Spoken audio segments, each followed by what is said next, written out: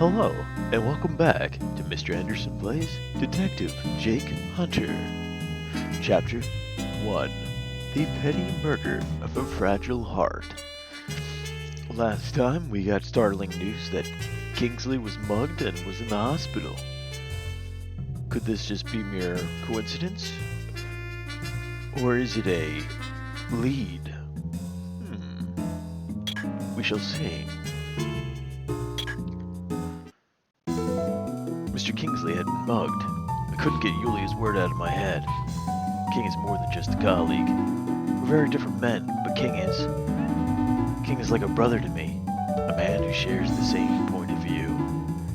You didn't find friendship like that very often in a place like Hospicio. And now that man, my friend, had been attacked. My heart pounded against my ribs as I tore through the hospital's dark hallways and burst into King's room. King! File 3. King was lying on the bed with his arms in a sling. Mr. Lewis was sitting beside him and looked up at me as I ran in. What's going on? Are you running around in the hospital? King, you had me worried, old man. I beg your pardon. Yuli told me you'd been mugged. I guess I just kind of assumed the worst. Oh dear, I'm terribly sorry. I didn't mean to make you worry. But as you can see, I'm as fit as a fiddle. You're one hell of a lucky guy, King. Huh, that's odd. I guess we thought, maybe he was like beat up. And, I don't know. It looks like the inside of any hospital room. It looked like the cops were as worried about King as I was. They'd stationed a cop outside the door, although I managed to run past him without much trouble. His arm was wrapped up in gauze, but it didn't look like he had any serious injuries. Lewis was holding onto a baseball bat. I had a feeling I knew why. I also had a feeling I didn't ever want to piss him off. King, you're staying here. King, you're staying here tonight, right? Look, I'm gonna let you hold on to my bat. Anyone gives you any trouble, you beat the tar out of them. Vincent, I appreciate the concern, old bean, but I don't think I shall require the services of, your bat. You might upset the bat. King, degree of injury. I'm just fine, my boy. It's nothing serious. A spot of tea and biscuit, and I'll be right as rain. I took a smack to my head and a bit of beating on my arm, but it's nothing I can't handle. I'll be feeling better in no time. But enough about me. I must know, how is your investigation going? It was earlier this evening. I was conducting interviews in the Tribunio district. They jumped me in an alley rather embarrassingly, really. You think a cop who's been on the force as long as I have? They were two young men. I wouldn't be surprised if they were still in their teens. Anything unusual? Well, once they realized I was a police officer, they ran away. In fact, they seemed rather shaken up about it. They said they got the wrong guy. Oh, so they mistook you for someone else. Well, if they were trying to mug me, it would have gone a lot differently. That means... You're right, Jake. The real target is still out there somewhere. It's weird. It was earlier this evening. Okay, yeah. Anything but the muggers? They were two young men? Okay. Alright, let's ask Vincent about his bat. I just about shit a brick when the department called me and told me about King. I should have known this old bastard isn't that easy to kill. Notice anything? Nothing much. But if I find the little bastards who did this, this bat and me are gonna show them the meaning of pain. Beat up my friend, will they? That was when I decided to never ever piss Vincent off.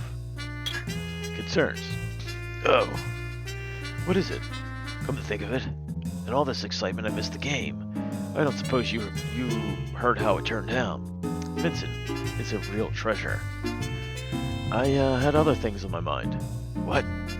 You're useless. Oh, Vincent. I caught the last inning on the radio on the ambulance. I knew I could count on you, King. Before I knew it, they were jabbering about it at baseball scores. King's mugging. Forgotten. I was happy he was alright, but seriously. I'm starting to wonder why I even worried about him in the first place. Because he's old. King said that they were some underage punks. The gang unit suspects that they might have been from one of the gangs in Trapudio area. Can't wait to get my hands on those little bastards. Wait a minute. They may be looking for you too, Jake. You better watch out for yourself. Yeah, I have a feeling this does have some kind of connection to what's going on in the investigation. Alright, old man. I'm taking off. Be careful, Jake. I'm counting on you to solve this case. I wasn't sure what to think as I left the hospital. Even my cigarette didn't taste as good as usual. It might be stale. The walk back to my office wasn't a short one. Before I knew it, I was sprawled out across my sofa. I had just enough energy to kick off my shoes before sleep took hold of me, and I was out like a light. Sir, you went to bed without changing your clothes again. Although, at least you're wearing your pants this time. Wow, talk about cock-baiting. That was one time. If you just knocked. I did, sir, for 20 minutes. You look a little tired. How about some coffee? That sounds great. You're a real peach, Julia. I don't know what I'd do without you. One shudders to think, sir. You're a regular laugh riot. Now help me find some clean pants. Wow. Man always needs his pants. King got roughed up a bit, but he's gonna be fine. That's certainly a relief, sir. The phone call had me worried that it was something serious. Hopefully he'll be out of the hospital soon. I can't imagine he likes it there very much. It sounds like it was just a couple of punks. Even if they get caught, I imagine Mr. Xinksly will only worry about them. Yeah, that sounds like King alright. That'll even press charges. About Julia. The cops still haven't found the punks who jumped King. Well, I'm sure they're doing their best. We're still not sure what they're after, but there's a chance I might be their next target. If that is the case, working here could put you in danger, so I want you to be extra careful. Of course, sir. I think you broke the lock on the door last time you forgot your keys, but I'll do my best. You be careful too, sir. Oh wow, he broke the lock. Jesus. Julia, yes? If you like, you can take a vacation for a while. Wow, he's really jumping it. Mr. Hunter, I'm surprised at you. I didn't take this job because it was safe. I understand the risks. I'm here because I want to be. You sure know how to bring a tear to a man's eye, babe. Just keep an eye out, and I think we'll both get through this without a scratch. So what's your plan today, sir? Let's see. I think it's time we met this Trent, Mary's old beau. Wow, beau. No sooner were the words out of my mouth than I realized that I didn't have the first idea of how I was going to find Trent. The only thing I knew about him was that he'd been with Mary before she died. Let's light a cigarette. Let's think for a bit. There had to be a way to figure out how to get a hold of Mary's mysterious old beau. I felt like it was right in front of me, but I just couldn't figure it out. Let's look for the phone. Her phone, to be exact. Did I want to use the phone? Yes. I found Trent's number on Mary's phone and dialed it. No shit. Wonder how they handled this in the NES version of this. After a few rings, I heard the voice of an excited young man. Mary, I was so worried about you. Mr. Ephraim? Trent Ephraim? Huh? Who is this? My name's Jake Hunter. I'm a detective. A detective? Why does a detective have Mary's cell phone? I need to talk to you about that. It's very important that I speak to you as soon as possible. Is there somewhere we can meet? Trent didn't seem to know what to make of me, but after a long pause he agreed to meet me at La Mer, a coffee shop in Trapudio. Alright, let's move. Don't want to keep Trent waiting. Keep yourself out of trouble, doll. I will do my best, sir. Be careful. Usually I enjoy Hospitio's crowds. It's easy for a fellow to get lost in them, which can be very helpful for a private dick. Well, have you ever heard of a public dick? Maybe it was the gray sky or the slow drizzle that was just starting, but the huddled masses didn't feel like home. I almost felt relieved as I stepped off the street and into Lamar. I arrived at Lamar coffee shop where Trent and I had agreed to meet. I was a little conflicted about meeting Kid. On the one hand, he probably knew Mary better than anyone else. On the other hand, I was probably going to have to tell him his girlfriend had just bought it, and no one knew why. Lamar. It was a pretty relaxed joint. The kind of place where you usually see small packs of college kids. I took a look around, and as I put my cigarette in a nearby ashtray, there was only a handful of customers. But Trent Ephraim was one of them. Customers. I took a stock of the customers. There was a fat man, a fellow who was brooding over something, a man with a book, and a happy woman. There were a few couples as well, but I didn't see as they would be much interest in me. Huh. The concerned man. You're Trent, right? Yeah, dude. The haircut is back in the 90s. That looks like something... It actually looks like my brother a little bit. Not gonna lie. He's got that bowl cut. Oh, yeah. Are you the detective? That's right, I'm Jake Hunter. I'm here to talk to you about your hair. So how come you have Mary's cell phone?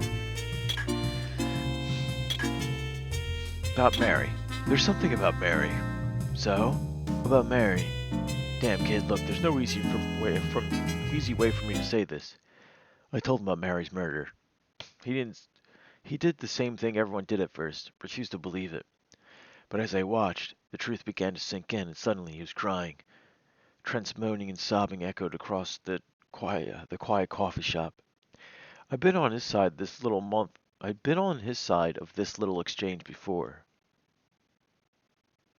Ah, I'd been on this side, the typo, so I kept my mouth shut and I gave him a few minutes to get himself together. I was already pulling out my lighter when I realized they'd probably frown on smoking inside there. He'd already been smoking. The kid sure could cry. A little bitch. Cell phone. I told Trent that I'd been investigating Mary's case at the request of the police. Usually I wouldn't tell a third who I was working for, but I figured Trent deserved to know. Maybe not the most professional move, but I'm not the most professional guy. So you've come to see me as a part of your investigation? Yeah, that's right. Look, kid, I know this isn't easy for you, but I'm running out of options. If you know anything that might help... You're right. I can't help it by crying. I'll tell you everything I can. Just please find the bastard who did this. Kid, get a haircut. About Mary. I met her at a party held by my university's hang gliding club. Yo, this kid probably smells his own farts in the bathtub, too. To be honest with you, I kind of looked down on her at first because she worked in a bar, but then found out she had a sweet ass. But Mary wasn't like the other girls. She was such a hard worker, always honest. She was never ashamed of her condition. She was always outgoing. Her condition.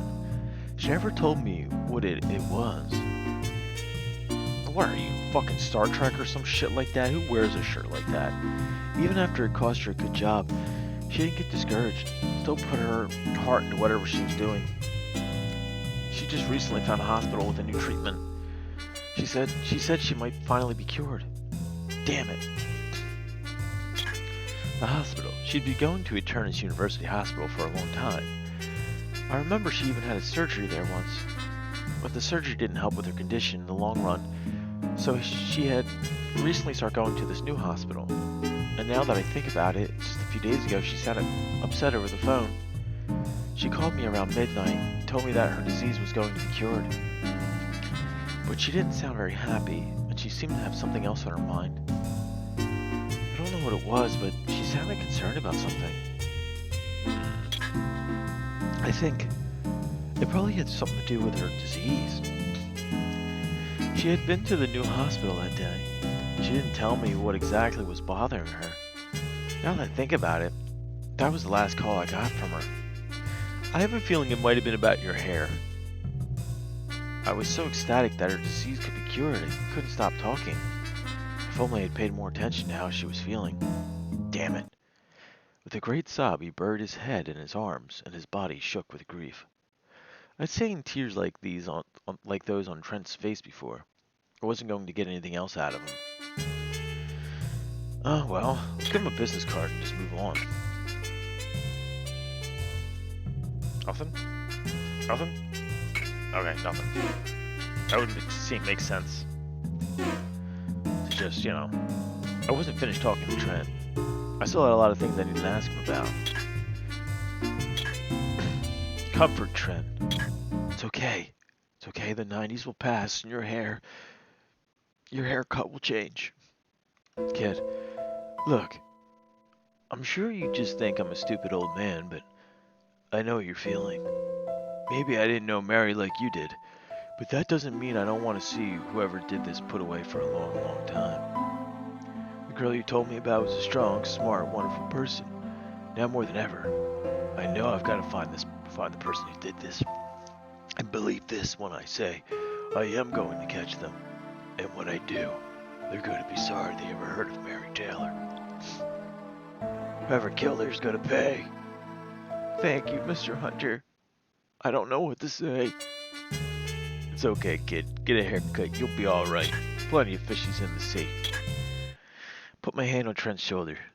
I told him I'd let him know when I found Mary's killer.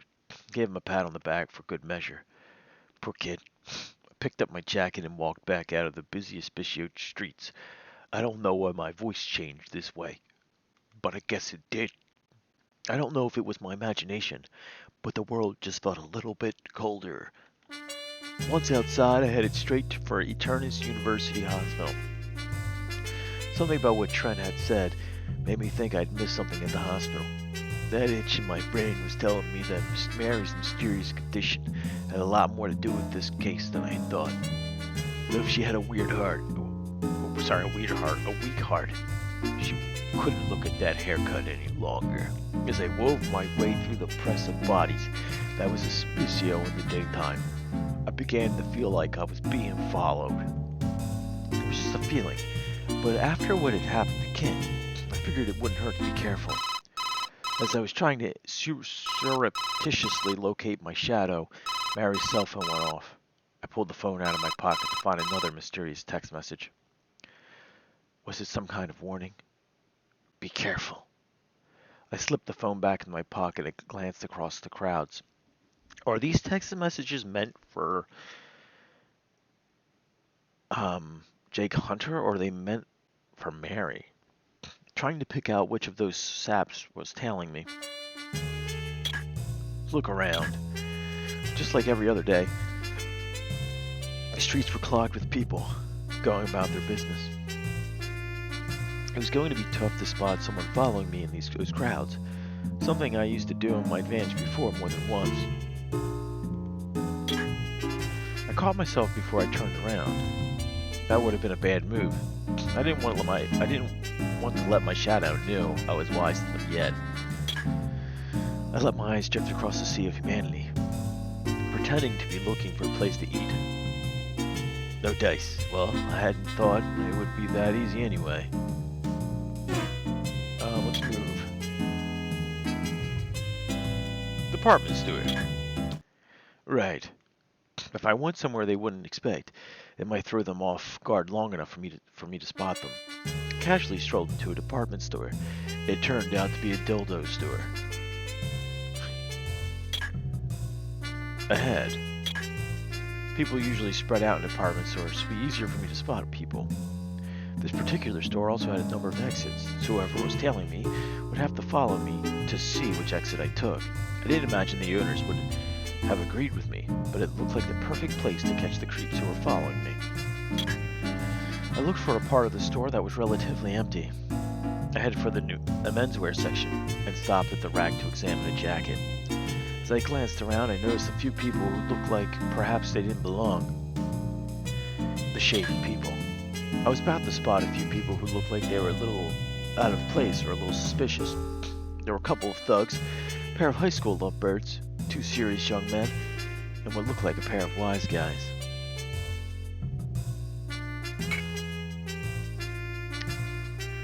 Gang members, serious men, or wise guys? I eyed the wise guys over the collar of the jackers, pretending to be very interested. It did seem a little odd to find the Cosa Nostra in a department store, but the more I watched them, the more it looked like they were just shopping for formal wear for a funeral. Besides, if I knew the wise guys in this city, they had better things to do than tail a small fish like me. I think it's the students. I glanced over towards the high school couple. They were too busy necking to be following anyone.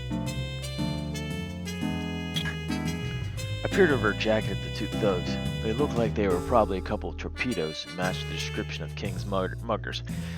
Torpedoes is basically like a hired hitman. Very old school way of saying it. It was more like 1930s, 1920s term. Alright.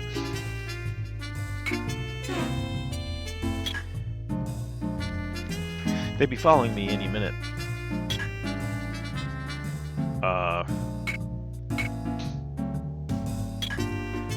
Figured out there'd be quite a few people in the store, but it was a little more crowded than I hoped. It wasn't going to be easy to spot who was following me, but compared to trying to find them on the street, it was small potatoes. Yep, they're necking. I was watching the movie Chopping Mall last night. Sorry, cough. I picked up and examined a pair of slacks as I glanced in the direction of the serious men. They seemed restless, constantly looking back and forth. Their age was just about a match to the guys who jumped King. Managed to get a good look at everyone in the store, but I still wasn't sure who was following me. Had to make a decision. It was a shot in the dark. I figured the group following me had to be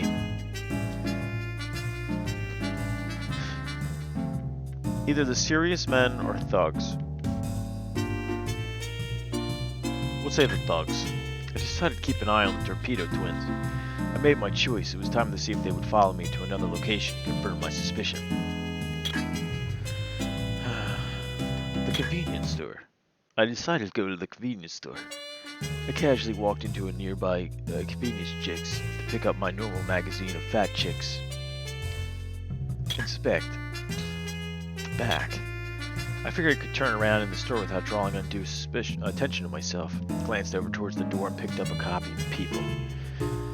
Sure enough, the torpedo twins are there, looking as suspicious as possible. I've got nipples, Greg. Do you want a nipple? What, you want to milk me? Sorry, I fucked that up. Looked like I hadn't missed my guess. They were clever enough not to stand next to each other, but they still stuck out like a pair of sore thumbs. Looked like they were more used to straightforward wet work. There was no doubt in my mind those two saps were following me. Alright. Let's look at the vicinity. There are only a few people in the convenience store, but I didn't think that any of them were following me. It'd be pretty stupid to get close to your mark. They'd have to be watching me from outside. No, we already figured that out. Oh, damn it. Thugs. Alright, yeah, we already looked at that. There was no doubt in my mind, those two saps are following me. I walked towards the street I picked out earlier, my shadows following like an obedient pair of dogs. This was it. Sink or swim. I was hoping they were just there to rough me up, not bump me off. I didn't want to take any chances. Pretty soon all of her cards would be on the table, and if mine wasn't the winning hand, it was going to end well. Ah, shit. The street. Most of the streets in the Spitshell are about as crowded as Ellis Island during the potato famine. But once you got off the main drag, things got a lot quieter. Some streets are almost completely empty. Is this going to turn into Street Fighter? Hey, he does look like Guile. Most decent folks stay off the empty streets. But every so often they can come in handy. There were still a few people on the street. If I wanted to avoid a scene, I would need to lead the twins somewhere else. As I walked down the street, I glanced back at my shadows. Man, these guys look like What, is that Geddy Lee? Holy shit. The singer and bassist and keyboardist from fucking Russia's following my ass. I don't know if I should be really that scared, though. It looked like they hadn't figured out that I was onto them. I mean, I don't think Geddy Lee could really beat my ass. Lucky for me, I've done this enough to know all the tricks, but it looked like this was their first time doing something that required subtlety. If they jumped me, I wasn't ready. I was prepared to make a run for it. Of course, I had no intention of letting them get the drop on me in the first place. Back alley. Oh, this looks seedy. I'd made my plan. It was time to put it into action. I paused for a moment, then started walking towards an empty alley. By then, I had no doubt that the saps following me were the goons who worked King over. It was putting me in an evil mood. Those fellows were pretty rugged, but I was no pushover myself. I'd done my best. Hopefully I wouldn't die. What did I want to do? Kick these kids' asses. They're still following me, although they're keeping their distance. They really don't look like high school students either. The alley was completely empty. Perfect place to pick a fight. I made my way through the alley on the abandoned back street. Empty buildings walled us in. There was no backing out of this point. If things went downhill, any call for help would be drowned out by the noise of the city. Okay, what are we doing? I heard their footsteps speed up. Looked like they were on to me.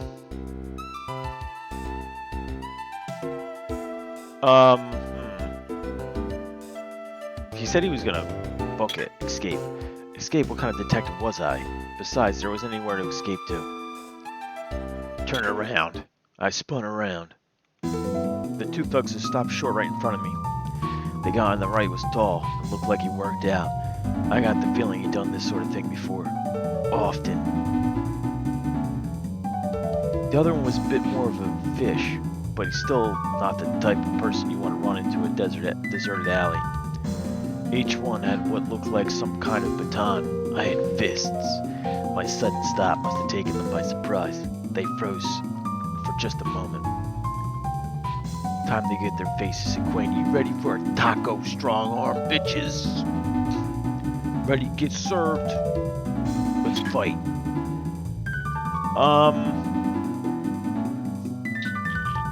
Well, the man on the right looks like he's a little bit more prepared for this. So I think we should square off for him. I caught the Torpedo Twins by surprise. I am to take advantage of this situation. The big one was going to be the first to go. Come on, tough guy.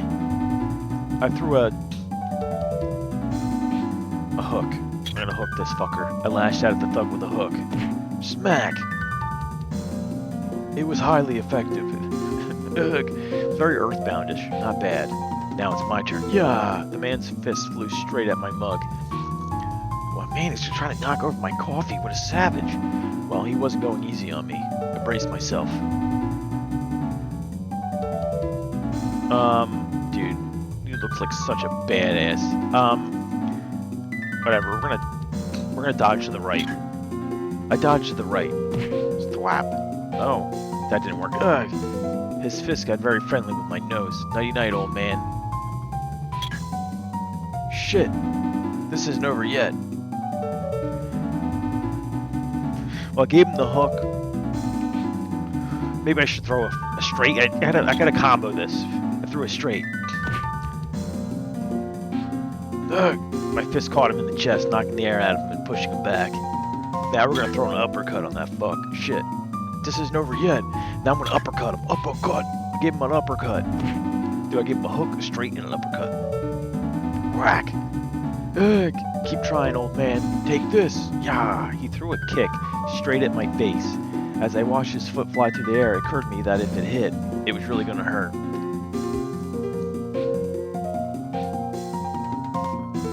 Alright. So he's straight at my face. I'm gonna dodge right. I quickly dodged the right because I don't want to dodge to the left into the other guy. His kick flailed through empty air. Miss me, bitch. That one was for free. Damn it. Pan.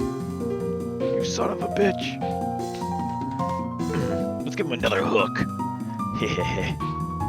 He completely evaded my punch. Too slow, old man. Let me show you how it's done. He slammed his baton in the side of my head. Things weren't looking good. I had enough. These bastards and thugs that beat up King. No more Mr. Nice Guy. Alright, you little bastards. Time's up. Smack, crunch, thud, rape. Ah! Smack. He's kissing him to death. Help! This guy's making out with me. I'm not done with you. I'm gonna blow you. Ah! He's love drunk. Oh God, please don't hurt us anymore. Please don't kiss us anymore. Had I overdone it? Well, I hadn't much choice. I sat down in the alley across from my groaning assailants and lit up a cigarette. Was it as good for you as it was for me? They'd had enough of a beating for one day. I'd figured I'd let them stumble home to mommy. I was pretty sure they could still walk. Nothing like a little fight to get the blood flowing. Punks. Man on the right. The big one was out cold.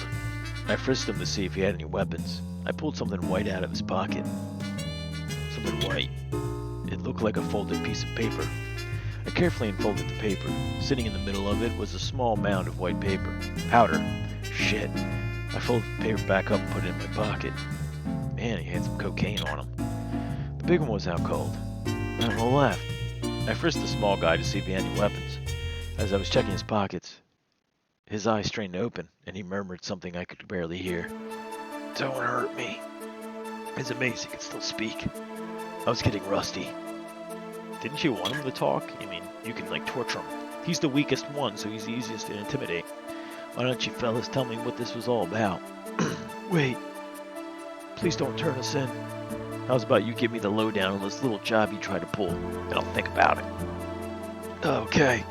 I mean, they're pretty stupid if they mistook Jake Hunter for Xinksly. Why? He had suddenly become interested in the texture of the sidewalk. It looked like he was going to need a little convincing. Let's threaten his ass. Baton, As I reached for one of the batons, I saw the tough guy's eyes widen, and his lips began to quiver. Wait, please don't hurt me. Then start giving me real answers, or this is going somewhere the sun don't shine. Somebody told me to rough you up a bit. Client. Who's your client? No luck, he clammed up again. The guy seemed to have trouble taking a hint. Grab his collar. Tell me what I need to know. I grabbed his collar and pulled his face right up to next to mine. I hadn't thought it was possible, but as I grabbed him, his already pale face got even whiter. Who's the joker who asked you to jump me? Now I know what I have to become. He said someone had been asking questions about some skirt named Mary Taylor, see? And that there was some dope waiting for us if we saw to it that the person stopped asking their questions. That didn't answer my question. I need to know more about his client of theirs. Client, more. No luck, he clammed up again. I had enough of this crap. Kick the can. We played a game of kick the can. I won, and he had to tell me what he knew. I socked an empty can next to the thug's head. But I accidentally kicked it right into a nearby trash can. That was badass. Wow. Needless to say, that didn't work. What are the chances? About King. I started to explain to him how King and I were good friends, and how unhappy I was that he'd beaten up a friend of mine. His eyes got so wide, I was surprised they stayed in his head. I just want to know who put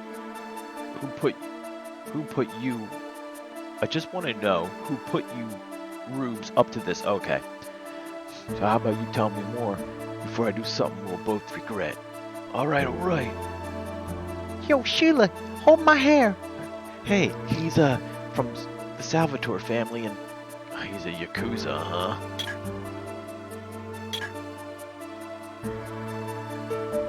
The dope. He stopped talking again. I couldn't waste any more time with this punk. Hey, cut the crap. You gotta be able to walk out of this. You want to be able to walk out of this alley or not? All right, just don't let me take the rap. It's not my fault. Mr. Corso told us to do it. See, we need the dope. See? Oh God, I can't go to prison. You know what they do to guys like me in prison? Oh, fresh fish. Really? Mr. Corso from the Salvatore family, huh? Good. You can't tell him. I never told you anything. He slipped up, and apparently the consequences were not something he was looking forward to. He turned out to be more useful than I thought. Almost felt too easy. Almost. You can't tell Mr. Corso he'll kill us. Sure, I'll try to keep your name out of it. Oh, thank God. How am I going to explain this? I pulled out a cigarette as I watched the man mumble to himself. I earned a nice long smoke. I didn't think I was going to get anything more out of the Torpedo Twins. I heard enough. I took out my cell phone and put in a call to the Hospicio police station. Hey, what are you calling the cops for, you goddamn snitch? Don't recall saying I wasn't. I can be a forgiving guy, but I never had a lot of sympathy for any sap that gets himself involved in the drug trade. I leave the nice guy stuff to King. I pulled out another cigarette and pulled my coat tighter. The city felt a little chilly. While I waited for the cops, I figured I should take a moment to try and organize my thoughts. What did I want to do? I managed to uncover a number of new leads. What I heard from Trent, Mary used to go to Eternus University Hospital, and once had a surgery there. As a result of the surgery in Eternus University Hospital, Mary's condition wasn't cured. That was right, her disease wasn't cured. So Mary, what did Mary do after finding her condition wasn't cured? Different hospital. That was right, she started going to a different hospital. Trent had said the new hospital had told her. Had the new hospital told her that they could cure her? Yes. That was right, there was a possibility that she'd be cured. Trent had also mentioned Mary's attitude after hearing from the new hospital. How did Mary feel? Concerned. That was right. Trent seemed to think she'd been concerned about something. Well, if it was America, it would be the cost. How much it would cost. What was she concerned about? Unknown. That was right. Trent hadn't known what she was concerned about. After I met with Trent, I've been attacked by thugs who jumped King. Who were they? Thugs. They looked like a couple of triggermen, small-time crooks. I knew they weren't wise guys because they picked the wrong fight. How many of them were there? Man, they act like we're like 1-year-old children. 2. Yep, good to know I can still count. I gave them the 1, 2, 3 punch. Why had they jumped me? A request. Someone had asked them to do it. Who asked them? Mr. Corso. Soon he would just be a torso. I was right. Someone called Mr. Corso had promised them drugs if they shut me up. And he is... the Salvatore family, the pink flamingos. Yes. Mr. Corso eats dog shit at the end of the movie. Watch it. It's great for the family. One of the first midnight films. Actually, no. Pink Flamingos wasn't one of the first.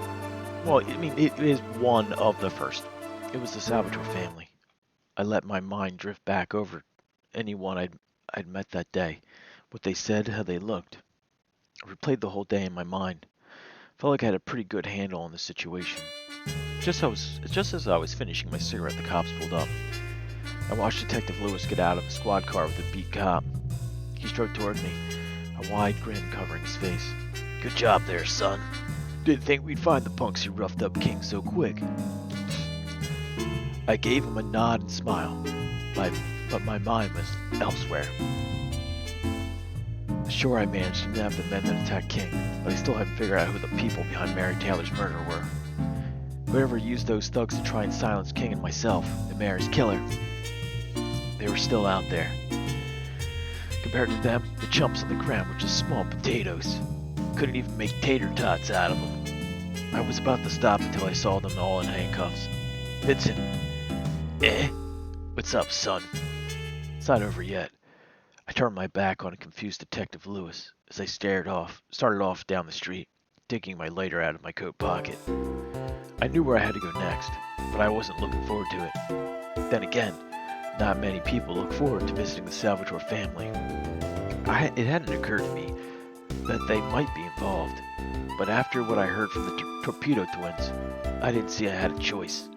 The family ran the area around Charpudio District. Everybody left them alone. Other gangsters, small-time crooks, even cops. But it looked like Jake Hunter didn't have the brains to leave her well enough alone. No, he had to walk straight into the lion's den. What the hell was I thinking? To be continued. But that'll have to wait until next time. I'm trying to leave it in these little gaps where we do hit the to be continues. Well, we had a little bit of fighting. It was much like Space Adventure Cobra's fighting system, where it was kind of random. You didn't really know what to pick, but in the end, it sort of just works out. I don't really know if there's a way to actually fail those fights, simply because, I mean, this is on rails. I know that the original Jake Hunters had, how can I put it? They had more of like a time limit, so you had to figure out the crime within a certain time limit, and if you allowed too much time to pass, you would fail. It seems like they took that out to just to simplify things and make it more mainstream. To be honest with you, I really hate having time limits, especially in a game that's kind of cryptic, and most NES adventure games were rather cryptic. I forget the name of the first one. What was the first